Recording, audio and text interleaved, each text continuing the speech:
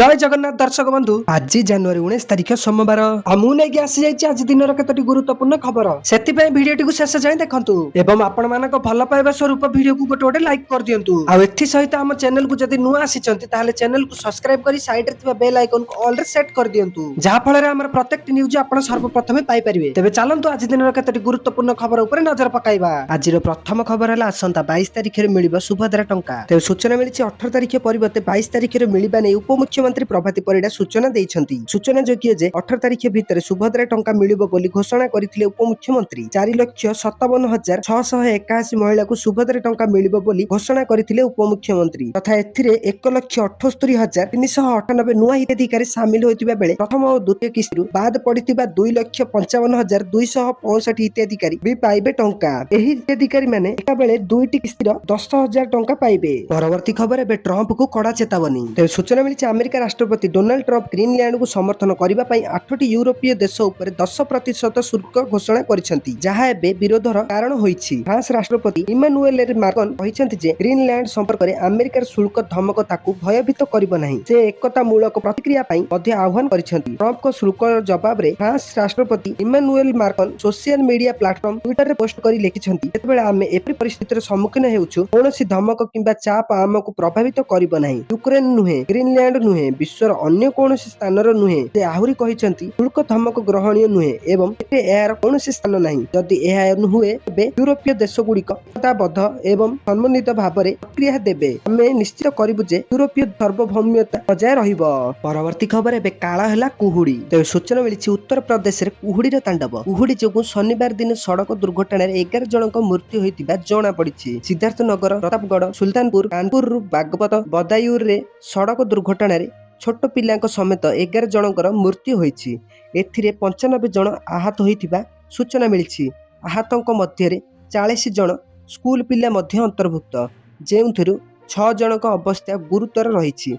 सेही परि शनिवार दिन सकाळे सिद्धार्थनगर देवरुआर जातीय राजपथ 730 रो मदरैया गाँ निकटरे घन कुहुडी रे साइकेल चलुथिबा जणे स्कूल पिलांकु बंचाइबाकु जाई दुईटी स्कूल गाड़ी ओलटी पड़िथिला। दुर्घटना रे उभय गाड़ी रे यात्रा करुथिबा 40 जन पिला आहत होइथिले।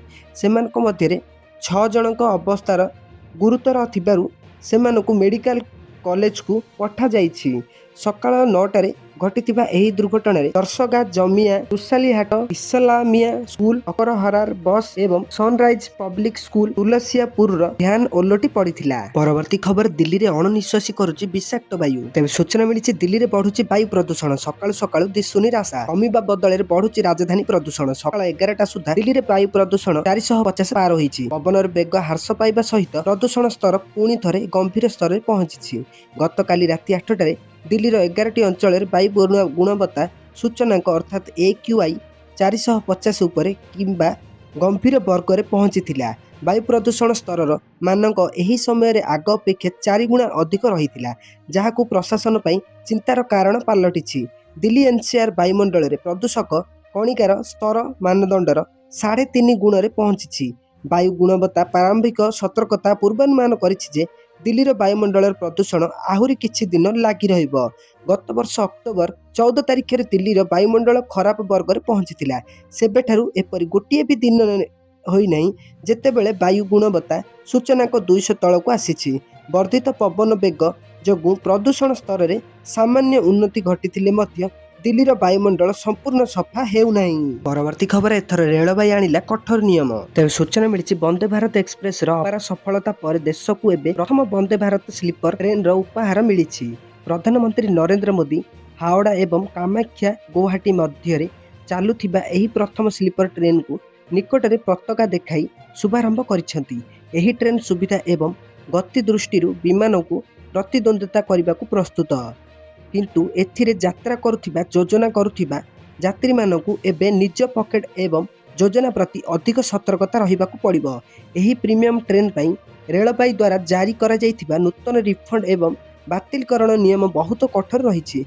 जदि आपण टिकेट बुकिंग करिबारे सामान्यतम शीघ्रता देखांती किंबा परे आपणकर योजना परिवर्तन करंती तेबे आपण यथेष्ट आर्थिक क्षति ସହିପାରନ୍ତି। ପରବର୍ତ୍ତୀ ଖବର ଏବେ ଗଡ଼ିବ ନାହିଁ ଘରୋଇ ବସ୍। ତେବେ ସୂଚନା ମିଳିଛି ମୁଖ୍ୟମନ୍ତ୍ରୀ ବସ୍ ଚଳାଚଳକୁ ବିରୋଧ କରି ଘରୋଇ ବସ୍ ମାଲିକ ସଂଘ ରବିବାର ଦିନ ଏକ ବଡ଼ ନିଷ୍ପତ୍ତି ନେଇଛି। ସୋମବାର ଦିନ ସକାଳେ ଏଣିକି ଆଜି 6ଟାରୁ ପାରାଦୀପ ବସ୍ଷ୍ଟାଣ୍ଡରୁ ଘରୋଇ ବସ୍ ଗଡ଼ିବ ନାହିଁ ବୋଲି ସଂଘ ପକ୍ଷରୁ ଜନସାଧାରଣଙ୍କୁ ଅବଗତ କରି ଦିଆଯାଇଛି। ଦାବି ପୂରଣ ନ ହେବା ପର୍ଯ୍ୟନ୍ତ ଅନିର୍ଦ୍ଦିଷ୍ଟ କାଳ ଯାଏଁ ବସ୍ ଚଳାଚଳ ବନ୍ଦ ରହିବାକୁ ସଂଘ ଘୋଷଣା କରିଛି।